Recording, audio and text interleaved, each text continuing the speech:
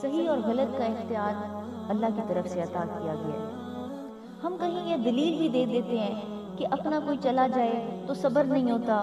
اختیار ہی نہیں رہتا خود پہ، بس میں ہی نہیں رہتا ہمارے، جیسے خود ہی ہمارے ہاتھ سینوں پہ یا سروں پہ پڑ جاتے ہیں اور اظہار غم ہو جاتا ہے۔ بے شک ایسے ہی ہوتا ہے کہ بے اختیار یہ سب ہو جاتا ہے، پر ویسے ہی شاید کہ جیسے بے اختیار غصہ ہو جاتا ہے، بے اختیار ہاتھ اٹھنے لگ جاتا ہے، ہاتھ اٹھا بیٹھتے ہیں کسی پہ بے اختیار غیبت کر بیٹھتے ہیں، بے اختیار راز کھول دیتے ہیں کسی کا جو حقیقی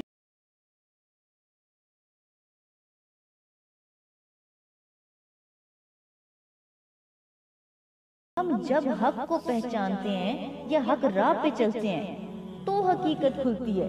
آشنائی ملتی ہے، اور جب آشنائی ملتی ہے تو پتہ چلتا ہے کہ صحیح کیا ہے اور غلط کیا ہے۔ یہ بے اختیاری اسی لیے ہوتی ہے کہ ہم ان کو آشنائی نہ ہونے کے باعث صحیح مان رہے ہوتے ہیں اندر سے۔ اپنی ڈور جب اللہ کے ہاتھ میں، حق کے ہاتھ میں، سچ کے ہاتھ میں نہیں دی ہوتی نا، تو باطل ہم پہ اختیار رکھنے لگ جاتا ہے اور پھر ہم سے اپنی پسند کا عمل کرواتا جاتا ہے، اور ہم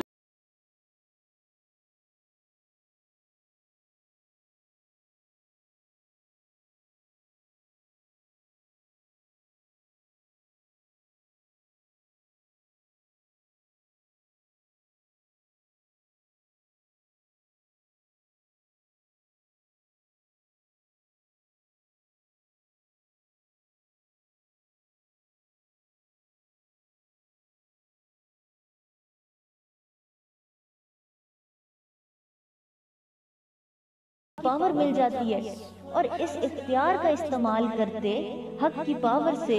آپ حق انداز کو اپنا لیتے ہیں، اسے صحیح جانتے اور مانتے ہوئے۔ اللہ ہمیں بھی اختیار کو حق انداز میں استعمال کرنے